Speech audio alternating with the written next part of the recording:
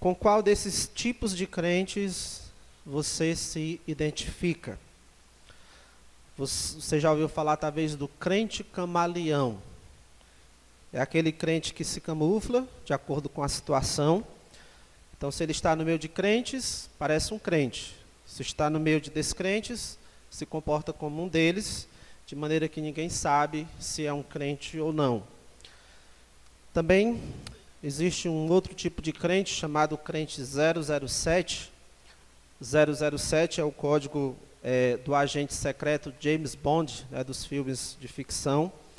James Bond trabalha no serviço de espionagem, então ele age secretamente, a verdadeira identidade dele é um segredo. Então ele esconde a sua verdadeira identidade. O crente 007 é aquele crente que ninguém sabe que ele é crente. Ele consegue atuar de um jeito que mantém a sua identidade de crente em segredo. Então, a maior parte das pessoas onde ele convive não sabe que ali está alguém que se diz crente. E existe também o crente capote. Já ouviu falar desse crente? Estou fraco, estou fraco, estou fraco. Pois bem, essas piadas sobre os crentes foram criadas, infelizmente, porque muitas pessoas que se dizem crentes não levam a vida cristã a sério, mas, de modo geral, verdadeiros crentes levam a vida cristã, sim, com seriedade, com muita seriedade.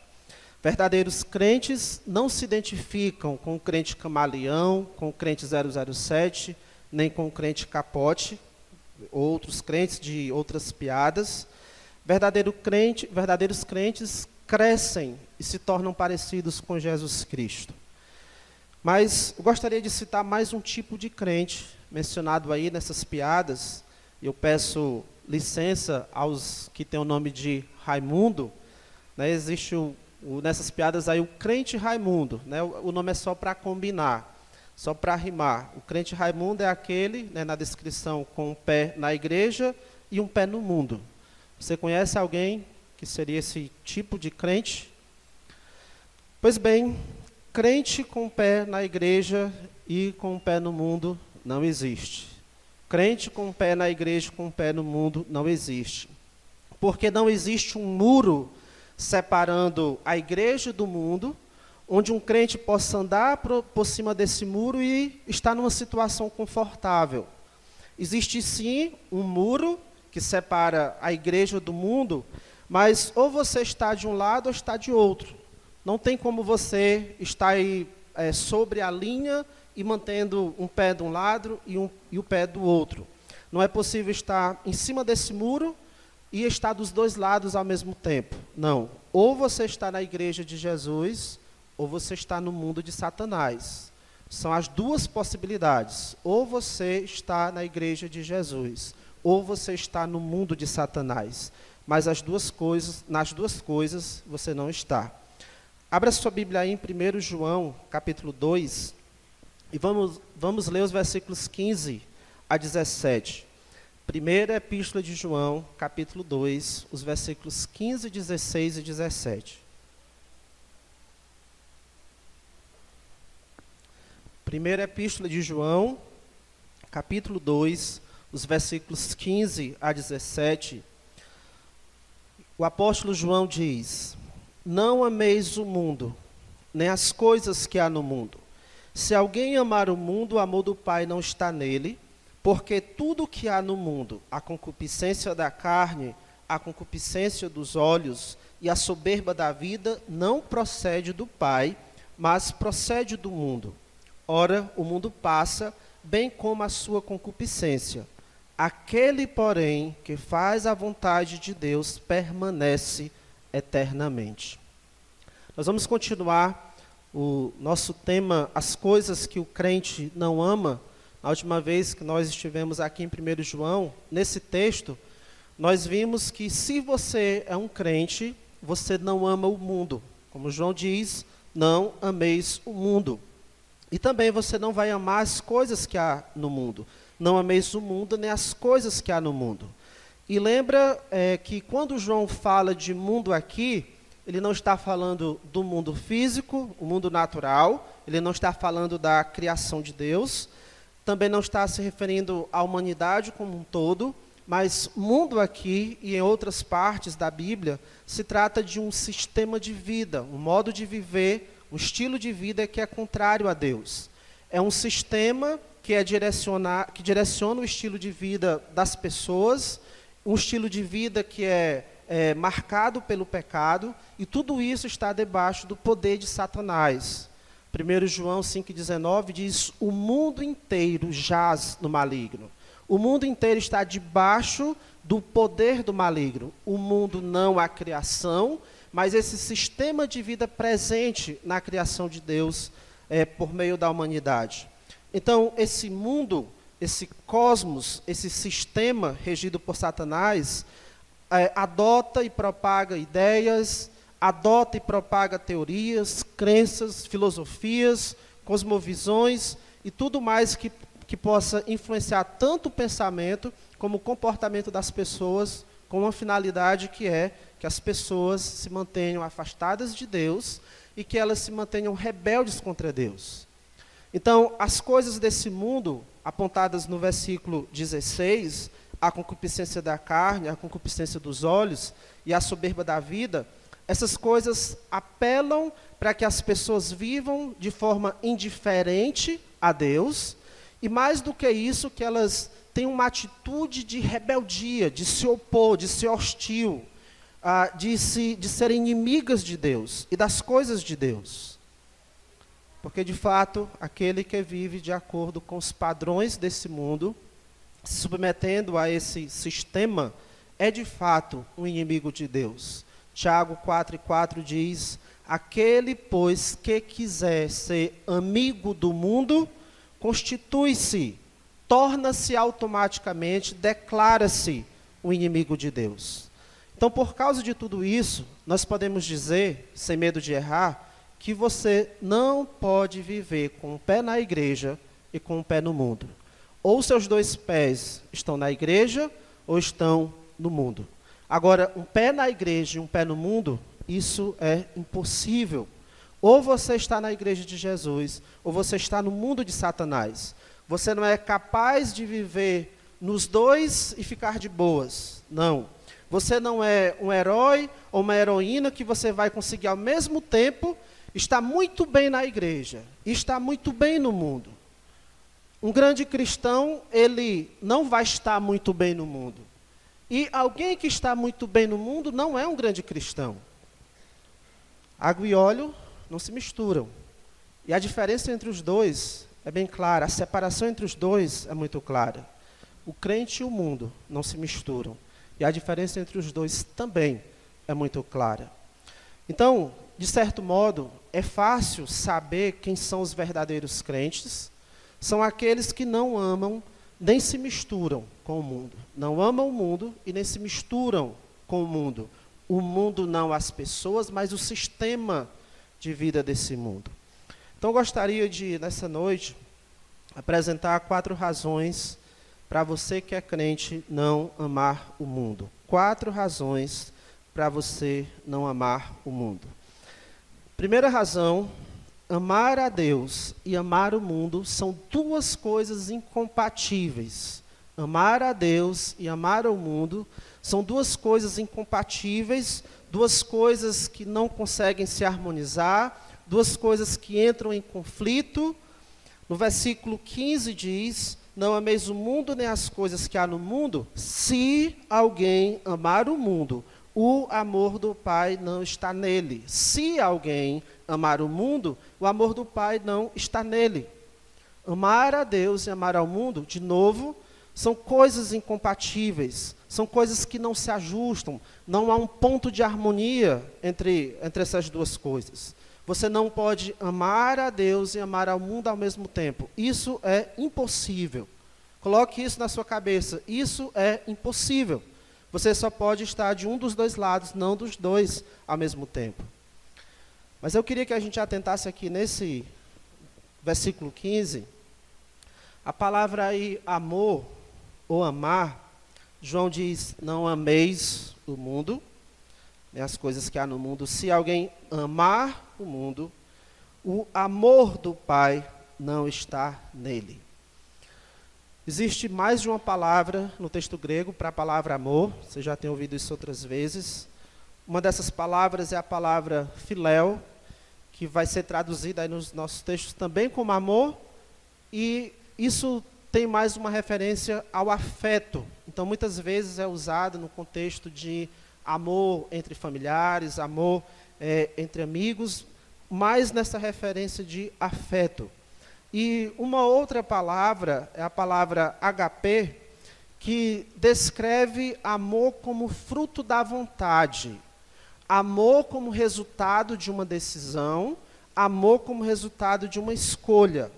Existem outras palavras, mas destacando apenas essas duas, essa palavra HP, ou relacionada a essa palavra, é a palavra que João está usando aqui nesse texto e no contexto. Por exemplo, no versículo 10, quando ele diz, aquele que ama a seu irmão permanece na luz, ele está usando essa palavra, que amor que tem a ver com uma decisão, com uma escolha. Então se trata aqui de alguém que decide fazer o esforço para buscar o bem do outro. Alguém que está tomando a decisão de que vai amar, de que vai servir, de que vai procurar o bem da outra pessoa. E aí quando João chega no versículo 15, para dizer não ameis o mundo, ele usa essa palavra amor, que está ligado com essa ideia de uma escolha, de uma decisão. Então, nesse versículo 15, quando ele diz não ameis o mundo, é com a ideia de você não escolher valorizar o mundo, de você não decidir que vai estimar o mundo. Isso nos mostra que amar o mundo não é porque o mundo consegue primeiramente mexer com as suas afeições e lhe conquista, mas é que você em algum momento toma essa decisão de que vai ter apreço pelo mundo, de que o mundo é mais importante para você. Então você toma essa decisão de valorizar, de estimar o mundo mais do que valorizar e estimar a Deus, por exemplo. Por isso é que nunca vai ser possível você viver de forma harmoniosa, amando a Deus e o mundo ao mesmo tempo.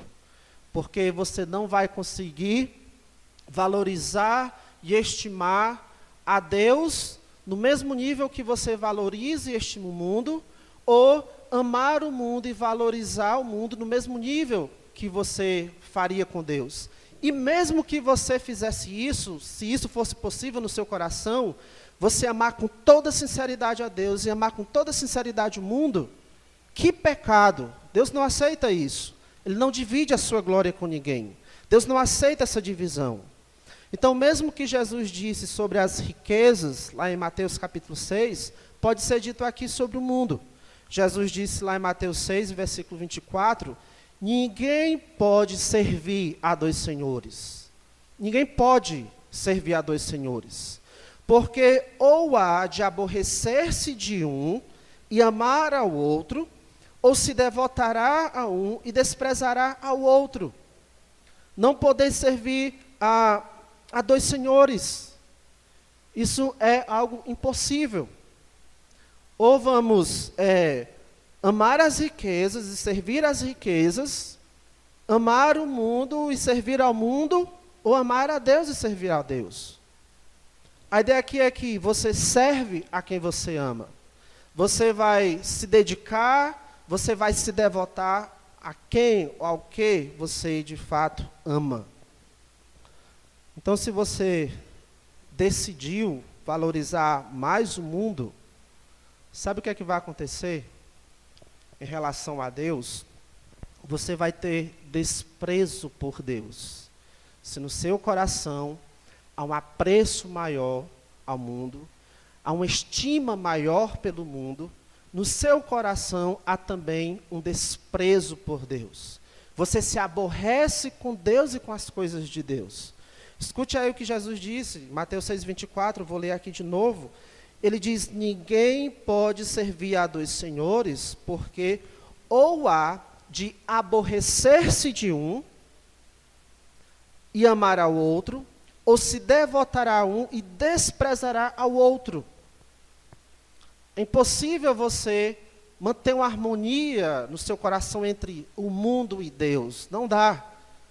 À medida que você vai se apegando mais ao mundo, você vai sentindo uma certa repulsa por Deus e pelas coisas de Deus. Como alguém já disse, o amor ao mundo e o amor ao Pai não podem coexistir lado a lado.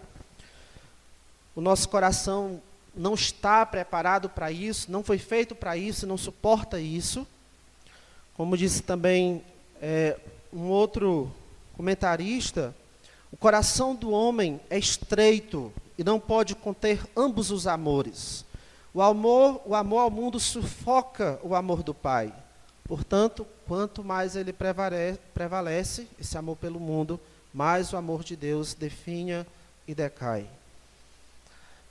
Irmãos, isso aqui é algo que a gente precisa avaliar em nossa vida.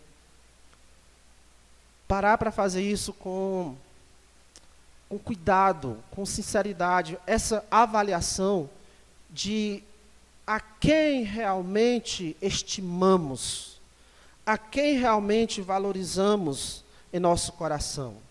Nós valorizamos a Deus e as coisas de Deus, ou ao mundo e as coisas do mundo. O que é que a gente realmente gosta lá no fundo do coração? É das coisas de Deus? Ou a gente preferiria as coisas do mundo? Você tem valorizado o modo de vida que é prescrito na Bíblia? Ou você tem apreço mesmo pelo modo de vida que é empurrado pelo mundo? O que é que você iria preferir? Que certas coisas eram bom que nem tivesse na Bíblia, para a gente ter liberdade para fazer isso e aquilo que o mundo tem liberdade. Você tem esse tipo de sentimento no seu coração em relação à Bíblia? Porque tem gente que tem prazer no modo de vida desse mundo, mas ainda assim quer ficar indo para a igreja, para tranquilizar sua mente de que, embora eu esteja pecando, embora eu esteja associado com o mundo, mas eu estou fazendo uma coisa boa, uma coisa que Deus talvez aprove, eu estou indo para a igreja. Isso tranquiliza a mente. Cuidado, porque muitos que estão no inferno hoje estavam com a mente tranquila antes de chegarem lá. Mas estão lá. Muitos não querem saber em obedecer a Deus, porque não querem abandonar o pecado, porque lá no coração ama o mundo, mas abre a boca para dizer, Deus, eu te amo, para cantar, Jesus, sempre te amo. Querem honrar a Deus com os lábios, cantando, mas lá no coração, o que tem mesmo é amor pelo mundo. Alguns têm uma Bíblia, trazem para o culto, mas não abrem a Bíblia para fazer o que está escrito nela. Apenas seguem o seu próprio coração, contaminado pelo mundo, achando que o certo é como ele acha que é certo, sem submeter tudo isso à palavra de Deus. Por favor, escutemos o que João diz. Não ameis o mundo, nem as coisas que há no mundo. Se alguém amar o mundo, o amor do Pai não está nele. Se alguém amar o mundo, o amor do Pai não está nele. Isso simplesmente significa que, se você ama o mundo, você não ama a Deus. Se você ama a Deus, você não ama o mundo. Os dois amores aí não ocupam seu coração ao mesmo tempo. Agora, o falso crente, ele ama o mundo, mas com a boca está dizendo que ama a Deus, que é servo de Deus, que tem certeza da sua salvação. A gente não conhece o nosso coração de todo, mas a gente conhece um pouco sim do nosso coração. E se você sabe que lá no fundo, no seu coração, você não ama a Deus de verdade, você não ama a Deus acima de todas as coisas, a ponto de dizer não para algumas coisas, se você sabe que lá no fundo não é Deus que você valoriza acima de tudo, então, por favor, não continue enganando outras pessoas. Não continue enganado e nem continue enganando outras pessoas. Seria bem melhor se você chegasse para a sua família ou para pessoas da igreja ou quem mais você conhece e dissesse com sinceridade: na verdade, eu nunca nasci de novo. Eu ainda não sou crente, não. Eu ainda não decidi seguir a Cristo. Ainda não sou um discípulo de Cristo. Se você diz que é crente, mas não anda na verdade, esses momentos aqui que a gente tem de cultuar a Deus, é algo que você aborrece. E você se sente aborrecido com esses momentos aqui. Porque para você é um fardo. Ou coisa demorada estar aqui, ou coisa cansativa estar aqui. Porque lá no fundo você não ama a Deus. É por isso que lá na sua casa, você não para ler a Bíblia, você nem se importa com isso. Você nem sabe o que é a luta para se manter lendo a Bíblia todos os dias. Você nem sabe qual é a luta de tentar orar todos os dias. Você não sabe porque você não se importa com isso. São coisas que você não valoriza, porque você não ama a Deus. E, consequentemente, você não vai valorizar, estimar as coisas de Deus. Então, se é assim na sua vida, para que continuar fingindo que você é um crente? Qual é a vantagem disso? Qual seria a vantagem disso? Para que continuar dando a entender que sou um crente, se na verdade estaria eu caminhando para o inferno? Qual seria a vantagem disso? Medo do que as pessoas iriam pensar se eu dissesse: realmente eu estava enganado. Temos que ter muito cuidado com isso. Amar a Deus e amar ao mundo são duas coisas incompatíveis. Você precisa estar muito ciente de que lado você realmente está. Segunda razão para não amarmos o mundo é que as coisas do mundo não procedem de Deus. Versículo 16 diz: porque tudo o que há no mundo, a concupiscência da carne, a concupiscência dos olhos e a soberba da vida não procede do Pai, mas procede do mundo. As coisas do mundo não procedem de Deus. Nada que caracteriza este mundo, e lembra, não o mundo, a criação de Deus, esse sistema presente no mundo, esse modelo de vida presente no mundo, nada nisso provém de Deus. É pecaminoso, é mau. E porque é assim, ninguém que tem um verdadeiro amor por Deus vai amar esse mundo. Quais são as coisas que há no mundo? João diz aí: a concupiscência da carne, a concupiscência dos olhos e a soberba da vida. Tudo que há no mundo pode ser definido por essas três características de pecado: a concupiscência da carne, a concupiscência dos olhos e a soberba da vida. São as três dimensões do mundo de Satanás. Ou seja, a realidade dominante no mundo é o pecado. A realidade dominante no mundo de Satanás é o pecado, é a essência, é o ar que se respira nesse mundo de Satanás, é o pecado. Por isso, as pessoas que fazem parte desse mundo, que ainda estão presas a este mundo de Satanás, elas seguem o curso deste mundo. Elas estão espiritualmente mortas em seus delitos e pecados. Elas andam de acordo com a vontade do príncipe da potestade do ar, quem? Satanás. Elas são tratadas pela Bíblia como os filhos da desobediência, porque elas estão lá felizes na sua vida, nesse mundo, mas em total rebeldia, desobediência contra Deus. Elas andam segundo os desejos da sua natureza pecaminosa. Vivem na vaidade dos seus próprios pensamentos, se achando sábias, quando na verdade estão sendo tolas. O sistema de Satanás é a lama onde os pecadores se sentem bem. E quando eu digo os pecadores, não é dizendo que aqueles que são crentes não são pecadores, mas são pecadores que já foram retirados dessa lama. Esse mundo, como ferramenta de Satanás, é apenas um atrativo para que os pecadores satisfaçam seus desejos pecaminosos da carne, dos olhos, para satisfazer o seu próprio orgulho. E aí?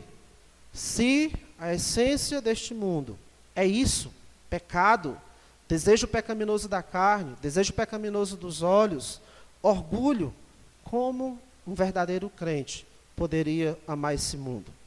Essas coisas, João diz, não procedem do Pai, do nosso Pai. Que no capítulo 3 ele vai dizer: vede que grande amor nos tem concedido o Pai, ao ponto de sermos chamados filhos de Deus.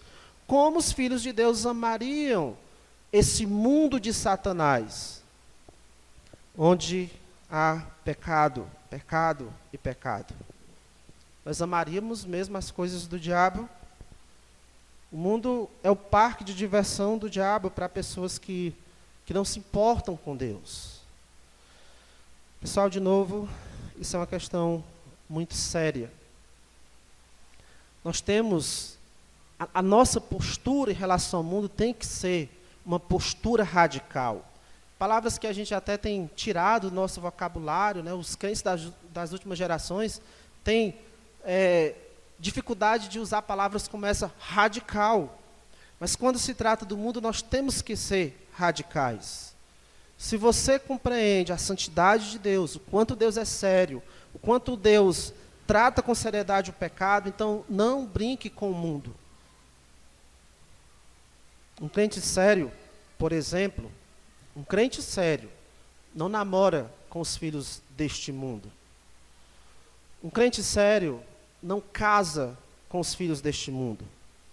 Um crente sério não fala como os filhos deste mundo. Um crente sério, ele não se veste como os filhos deste mundo. Ele não se diverte como os filhos deste mundo. Ele não se comporta como os filhos deste mundo. Porque ele sabe que ou ele é amigo de Deus, ou ele é amigo do mundo de Satanás.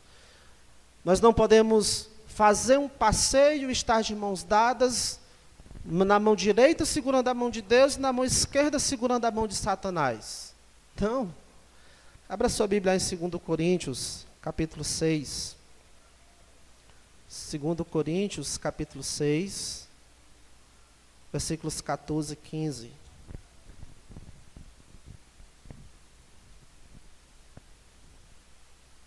Segundo Coríntios, capítulo 6, versículos 14 e 15. Verso 14. Não vos ponhais em julgo desigual com os incrédulos, porquanto que sociedade pode haver entre a justiça e a iniquidade?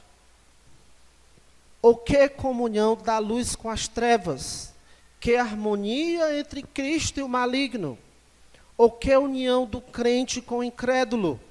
Que ligação há entre o santuário de Deus e os ídolos? E para todas essas perguntas a resposta é não. Não há sociedade entre a justiça e a iniquidade, não há comunhão da luz com as trevas, não há harmonia entre Cristo e o maligno, não há união do crente com o incrédulo. É tolice tentar estabelecer uma harmonia entre Deus e Satanás. Quando alguém que se diz crente tenta brincar com o mundo, é isso que ele está dizendo que vai fazer. Eu vou fazer paz, estabelecer a paz, vou ser um pacificador entre Deus e Satanás. É claro que você não vai conseguir. Efésios capítulo 5, por favor, abra sua Bíblia lá também, onde nosso irmão fez a leitura. Efésios capítulo 5, os versículos, dando uma olhadinha aí a partir do versículo 3.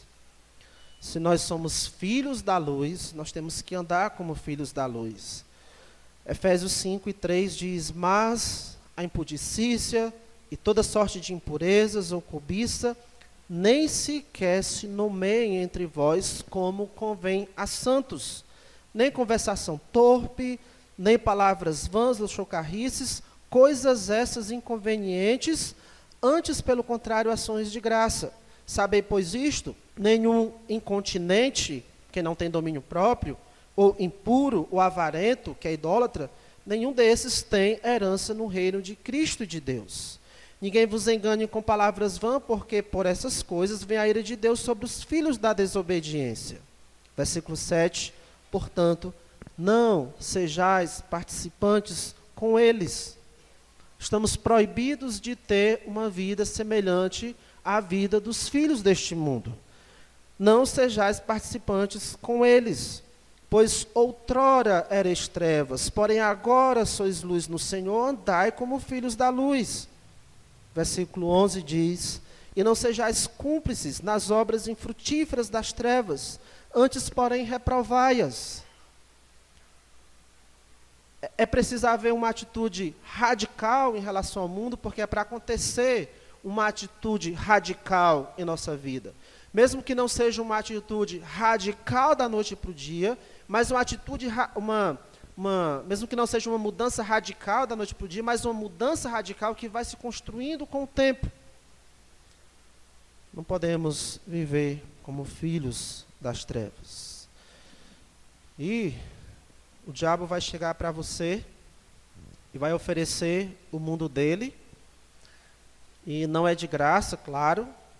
Ele vai lhe mostrar os prazeres deste mundo e vai lhe dizer: tudo isso te darei, se prostrado me adorares. A ideia de Satanás não é que você pare de fazer as coisas de crente. Não é.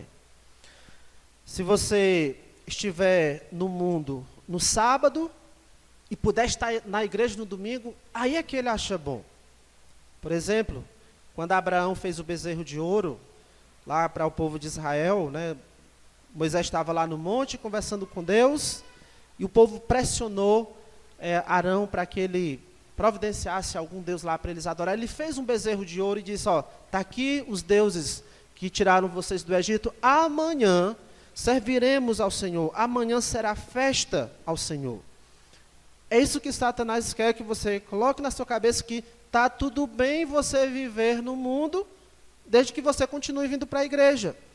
Satanás quer que você continue desfrutando do mundo e quer que você continue pousando de crente. Ele quer que na sua vida particular você seja o pior dos pecadores, mas que em público você seja um homem, uma mulher segundo o coração de Deus. Se alguém diz que é crente e está com o corpo na igreja, enquanto o seu coração está lá no mundo, ele está no mundo. Todo ele está no mundo. E assim como o mundo procede do diabo, esse que tem o coração no mundo também. Os filhos de Deus não podem amar o mundo, porque todas as coisas ali procedem do diabo. Para as ovelhas de Jesus, não tem nada no mundo que lhe faça bem. Para as ovelhas de Jesus, não tem nada no mundo que as interesse. Terceira razão para o crente não amar o mundo é que as coisas do mundo são passageiras. Voltando lá a 1 João, capítulo 2, versículo 17. Ora, 1 João 2,17, ora o mundo passa, bem como a sua concupiscência. O mundo passa, bem como os seus desejos. Pessoal, o mundo não compensa, o mundo não traz a felicidade que promete. Tudo no mundo é transitório, é como uma fumaça. Isso significa que você se entregar ao mundo é você se entregar a algo que é instável, algo que não oferece segurança, é um investimento com perdas garantidas. Porque o mundo vai passar e os seus desejos também. O mundo vai passar e aquilo que ele oferece também. Você não vai encontrar a verdadeira felicidade, não vai encontrar a felicidade duradoura nos prazeres deste mundo. Não vai. João diz aí, ora, o mundo passa. E a ideia aí de o mundo passa é que o mundo está passando. O mundo já está passando. Por exemplo, no versículo 8 do capítulo 2, João disse assim: todavia vos escrevo um novo mandamento, aquilo que é verdadeiro nele e em vós. Aí ele diz, porque as trevas se vão dissipando. A mesma ideia lá do, ora o mundo passa, o mundo já está passando.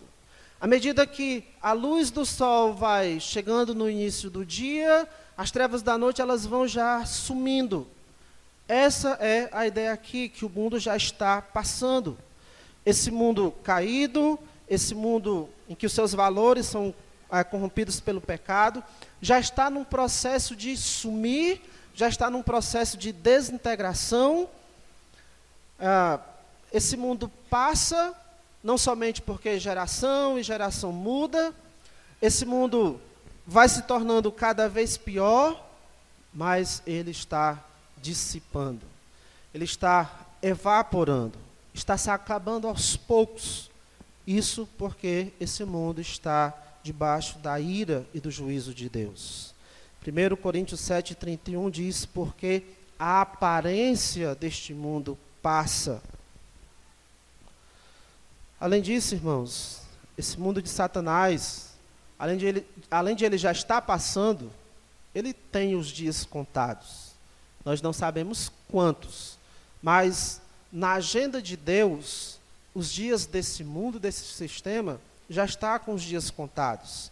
Assim como um dia Deus trouxe a destruição de Sodoma e Gomorra por causa dos muitos pecados, também um dia Deus vai trazer a destruição para este mundo, para destruir esse sistema de Satanás. Deus vai trazer destruição para o mundo físico, para que com isso ele puna esse mundo, esse sistema de Satanás e os que fazem parte desse mundo.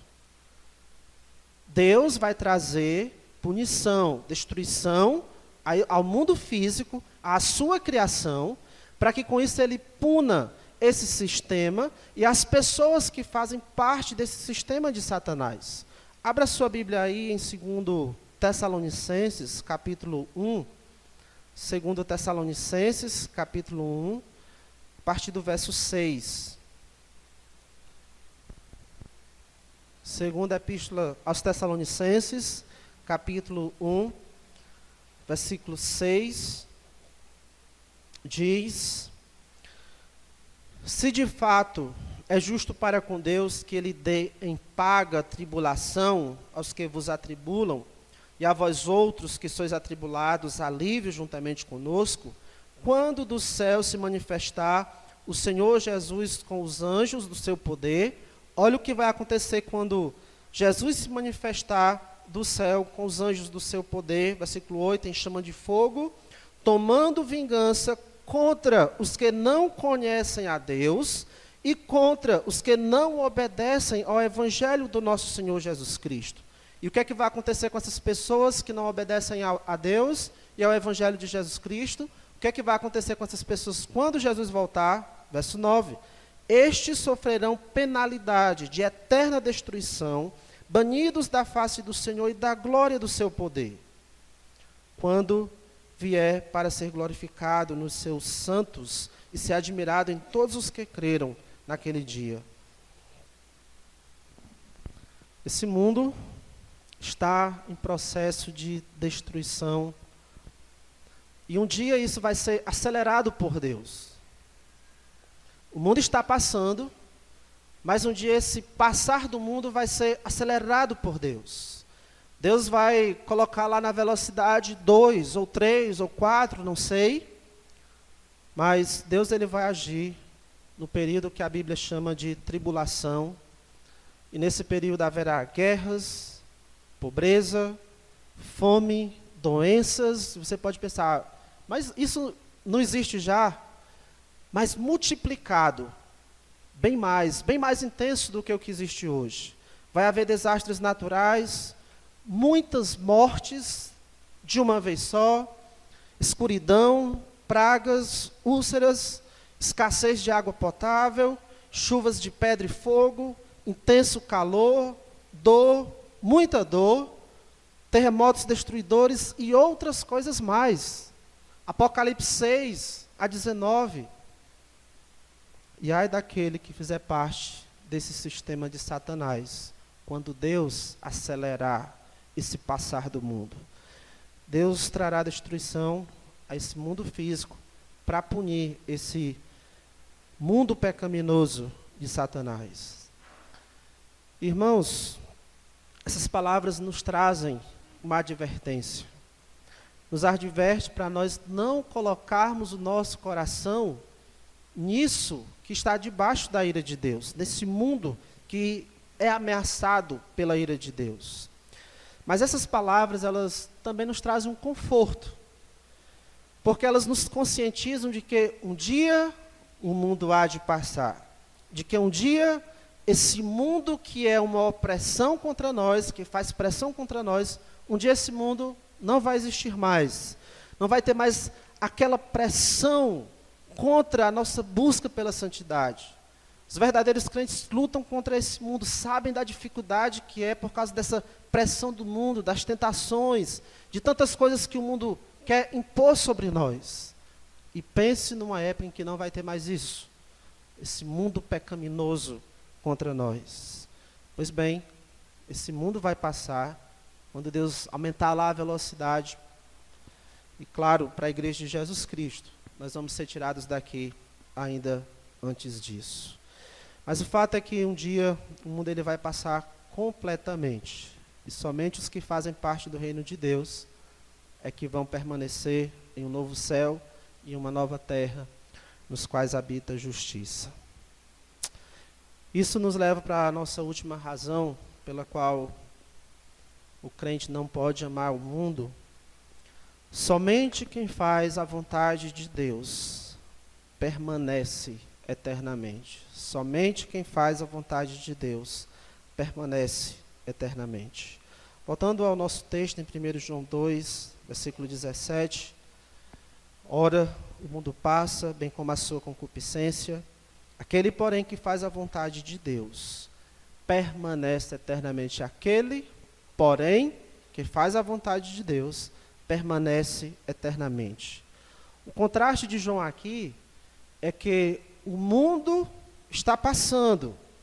O mundo e as suas concupiscências estão passando. Mas aquele que faz a vontade de Deus permanece eternamente. O mundo é passageiro, o crente não. O mundo passa, o mundo é instável, é inseguro. Aquele que é discípulo de Jesus Cristo, por outro lado, permanecerá eternamente, ou está eternamente seguro. Quem é esses que vão permanecer eternamente de acordo com João? Interessante que João diz assim: ora, o mundo passa, bem como a sua concupiscência. Isso depois de ele ter dito, não ameis o mundo. Mas aí ele não diz no final, porém o que ama a Deus permanece eternamente. Que era a palavra que poderia se esperar aí, já que ele está falando de amar o mundo, se esperava que ele fosse contrapor aí, dizendo que quem ama a Deus permanece eternamente. Mas não é assim que ele diz. Preste bem atenção nas palavras de João. Aquele, porém, que faz a vontade de Deus permanece eternamente. E ele diz isso dessa maneira porque não é que essas pessoas não precisam amar a Deus, mas é que o amor de um verdadeiro discípulo de Jesus Cristo, o amor de um verdadeiro crente, ele é expresso em obediência à sua vontade. Se conhece o amor de alguém por Deus, pela obediência dessa pessoa à vontade de Deus. Seria muito fácil, e é fácil, dizer, eu amo a Deus. Não é que isso é pecado, é algo bom para dizermos, se dizemos com sinceridade, ó Deus, eu te amo, como fez Davi. Mas isso não pode ser só da boca para fora. Então, não se atreva a dizer que ama a Deus se você não vive em obediência à sua vontade. Não vamos ser atrevidos de dizer que amamos a Deus se nós não obedecemos à vontade de Deus. João 14, 21, Jesus disse o seguinte: aquele que tem os meus mandamentos e os guarda, esse é o que me ama. Esse é o que me ama. Quem? Aquele que tem os meus mandamentos e os guarda. Para Jesus Cristo, não importa muito o quanto você diz, eu te amo. Para Jesus Cristo importa o quanto você o obedece. Porque para Jesus Cristo, ele sabe que quem o ama, a prova de que o amamos é por meio da obediência. Aquele que eu amo é aquele que o obedece. Então, se você não se importa em obedecer a palavra de Deus, A matemática é fácil, é porque você não ama a Deus. João 14, 24, Jesus foi muito claro. Quem não me ama, não guarda as minhas palavras. Jesus não espera que quem não o ama obedeça a ele não espera isso. Ele já sabe, quem não o obedece é porque não o ama.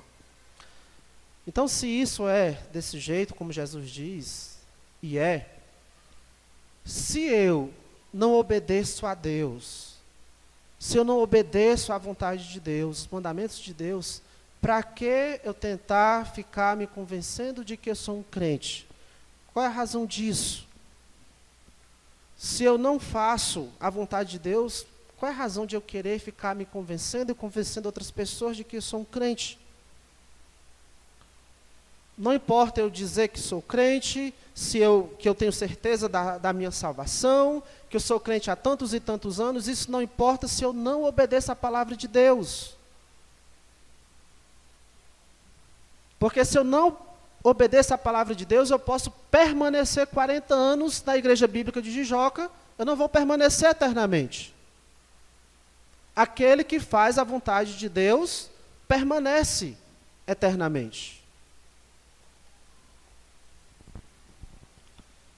Aquele que não obedece a Deus não vai desfrutar da vida eterna. Somente aqueles que fazem a vontade de Deus é que não vão passar junto com o mundo, é que não vão ser destruídos juntos com o mundo.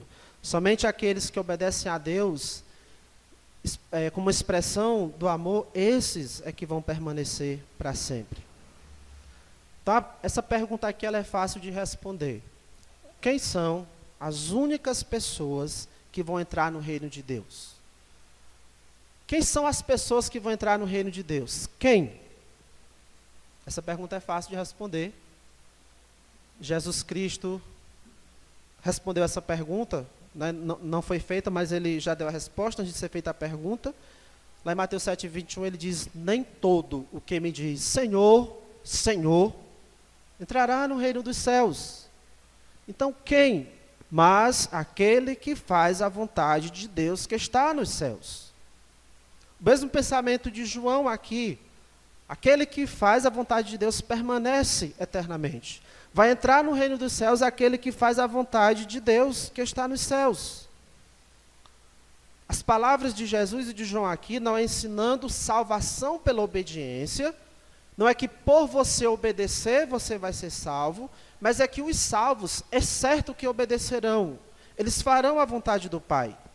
Então ninguém pode achar que é salvo, ninguém pode achar que é um crente, ninguém pode achar que vai permanecer para sempre, ninguém pode achar que tem a vida eterna, a menos que viva em obediência a Deus, à vontade de Deus.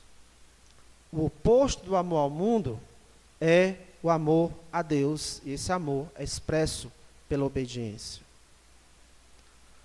Então a pergunta que a gente precisa se fazer é, eu faço a vontade de Deus? Eu faço a vontade de Deus? Ao menos você sabe qual é a vontade de Deus? Você sabe qual é a vontade de Deus para a sua vida? Você sabe qual é a vontade de Deus para a sua vida? Deixe-me dizer qual é a vontade de Deus para a sua vida, para você avaliar se você está obedecendo essa vontade de Deus e saber se você realmente ama a Deus. Primeiro, você já se arrependeu de verdade dos seus pecados e confiou de verdade em Jesus Cristo como seu Salvador? Porque lá em 2 Pedro 3,9 diz assim, falando da vontade de Deus, não querendo, ele tem retardado a promessa da sua vinda, não querendo que nenhum pereça, senão que todos cheguem ao arrependimento. Então, esse versículo nos revela a vontade de Deus para nós, que é que cheguemos a esse ponto de nos arrependermos dos nossos pecados, antes que Jesus venha naquela aceleração de Deus para trazer a destruição desse mundo. É que você seja salvo por meio do arrependimento e pela fé em Jesus. Essa é a vontade de Deus para a sua vida. Você estaria aí dentro dessa vontade de Deus, de ser uma pessoa que já foi já se arrependeu e creu em Cristo como Salvador. Mas a Bíblia nos diz mais sobre a vontade de Deus. Você é cheio do Espírito Santo, a sua vida é controlada e influenciada pelo Espírito Santo. Deixa-me ler aqui alguns versículos em Efésios, capítulo 5, versículo 17 e 18. Diz assim: por esta razão, não vos torneis insensatos, mas procurai compreender qual a vontade do Senhor. E se a gente parar bem aqui em Efésios 5,17, talvez fique, qual é a vontade do Senhor? Mas o versículo seguinte vai dizer: e não vos embriagueis com vinho, no qual há dissolução, mas enchei-vos do Espírito. E tudo que vai dizer a partir daí, de como você pode ser cheio do Espírito, como você deve ser uma esposa, como você deve ser um marido, como você deve ser um filho, como você deve ser um pai, mãe, como você deve ser patrão, empregado, tudo isso é dizendo qual é a vontade do Senhor para a sua vida. E para isso você precisa estar cheio do Espírito. Você está cheio do Espírito Santo, essa é a vontade de Deus para a sua vida. Que por meio de falar entre nós, salmos e hinos, entoando e louvando de coração o Senhor, dando sempre graças a Deus por tudo, e nos sujeitando, servindo uns aos outros, é dessa maneira que nós vamos nos encher do Espírito. Essa é a vontade de Deus, que você se arrependa, que você esteja cheio do Espírito Santo. Mas ainda tem algo mais que a gente pode aprender acerca da vontade de Deus. Para você saber se você está fazendo a vontade de Deus, essa pergunta: você é uma pessoa pura? Você evita a imoralidade? Você domina seus desejos? Abra sua Bíblia aí em 1 Tessalonicenses, capítulo 4. 1 Tessalonicenses 4. Versículo 3. 1 Tessalonicenses 4 e 3 diz: pois esta é a vontade de Deus. Qual é a vontade de Deus? Esta é a vontade de Deus, : a vossa santificação. E como é essa santificação? Que vos abstenhais da prostituição, que cada um de vós saiba possuir o próprio corpo em santificação e honra, não com o desejo de lascívia, como os gentios que não conhecem a Deus, e que nesta matéria ninguém ofenda nem defraude a seu irmão, porque o Senhor contra todas estas coisas, como antes vos avisamos e testificamos, claramente é o vingador. A vontade de Deus é a nossa santificação nessa questão aqui da impureza, para sermos puros nessa área da moralidade sexual. Você faz a vontade de Deus nessa área aqui?